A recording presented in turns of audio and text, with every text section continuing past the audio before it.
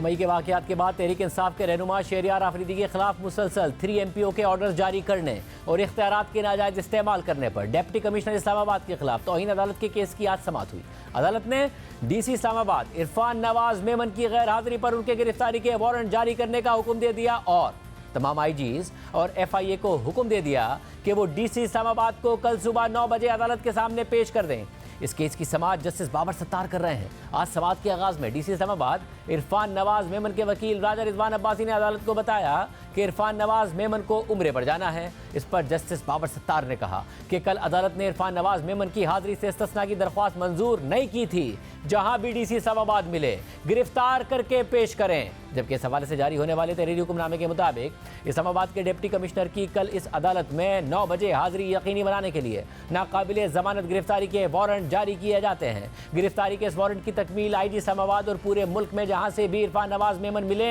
वहां के IGs कराएंगे और DG FIA भी। अगर इरफान नवाज मेमन किसी एयरपोर्ट, बहरी अड्डे या बॉर्डर क्रॉसिंग से मिले उन्हें कल इस अदालत के सामने 9 बजे पेश किया जाए। तहरीरी हुक्मनामे के मुताबिक वजारत दाखिला और DG पासपोर्ट्स भी यकीनी बनाए कि इरफान नवाज मेमन का नाम ECL पर हो ताकि वो पाकिस्तान की हदूद से बाहर न जा सकें। ये जानते हुए कि दरख्वास्त गुजार को शो कॉज नोटिस जारी कर दिया गया है और उनके खिलाफ चार्ज भी फ्रेम हो चुका है, उन पर जिम्मेदारी आयद होती है कि वो खुद इस अदालत के सामने पेश हों। दरख्वास्त गुजार खुद कल अदालत में पेश हुए थे और उनकी मौजूदगी में उन्हें बताया गया था कि उनकी आज हाजिरी से इस्तिस्ना की दरख्वास्त मुस्तरद की जाती है। उनकी जानिब से इस अदालत के हुक्म की तायीद करने से इनकार और बगैर किसी माकूल वजाहत के आज की समाअत में अदम हाजिरी बज़ाहिर इस अदालत के हुक्म की इंतहाई तौहीन है, जिसका मकसद लगता है कि इस केस को तवालत देकर इख्तिताम तक पहुंचाना है। उनको शो कॉज नोटिस जारी किया जाता है कि क्यों ना उनके खिलाफ इस अदालत की कार्रवाई की खिलाफ वर्जी इंसाफ के उसूल में रुकावट बनने और तौहीन अदालत ऑर्डिनेंस 2003 के सेक्शन 5, 3 और 17 और आइन के आर्टिकल 204 के तहत कार्रवाई की जाए।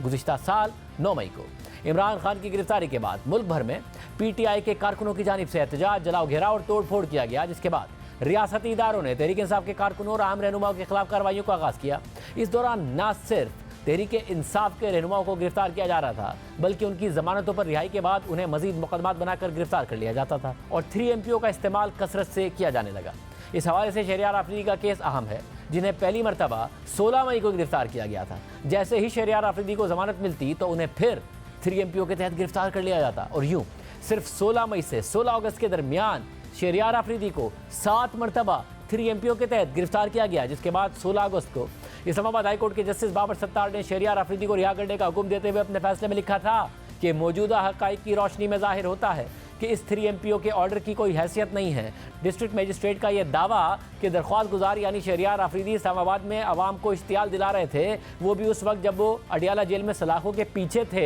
और 85 दिनों से ज़्यादा हिरासत में थे, ये उनकी अपनी साख पर सवाल उठाता है। ये हमारे जेल के निज़ाम की अफादियत को भी मुतासिर करता है और MPO को एक नाकारा हथियार के तौर पर पेश करता है कि जिसमें होने के बावजूद मुल्ज़िम इश्तियाल अंगेज़ी और आवाम को मुश्तइल कर सकते हैं। ऑर्डर के मुताबिक पंजाब, इस्लामाबाद और खैबर पख्तूनख्वा में जारी किए गए MP ऑर्डर बज़ाहिर ऐसे लगते हैं कि एक ऑर्डर की मुद्दत ख़त्म होते ही या मुद्दत ख़त्म होने से पहले ही दूसरा ऑर्डर जारी कर दिया जाता है ताकि शहरियार आफरीदी को हर वक्त जेल में रखा जा सके। डिस्ट्रिक्ट मजिस्ट्रेट ने माना कि उन्होंने एक सीनियर अफसर की जानिब से MPO जारी करने की दरख्वास्त को कबूल किया और पुलिस हुक्काम ने शहरियार आफरीदी को पब्लिक ऑर्डर के लिए एक संगीन खतरे के खदशे को एक इल्हाम के तौर पर तस्वुर किया, बजाय इसके कि वो कोई भी एक्शन लेने से पहले अपनी आज़ादाना राय इस्तेमाल करते और शहरियार आफरीदी को आइन के आर्टिकल 9 में दर्ज बुनियादी हुकूक से महरूम रखा गया। इस अदालती फैसले की खिलाफवर्जी करने पर इस्लामाबाद हाई कोर्ट ने डिप्टी कमिश्नर इस्लामाबाद के खिलाफ इख्तियारात के नाजायज इस्तेमाल के केस का आगाज़ किया था, जिसमें आज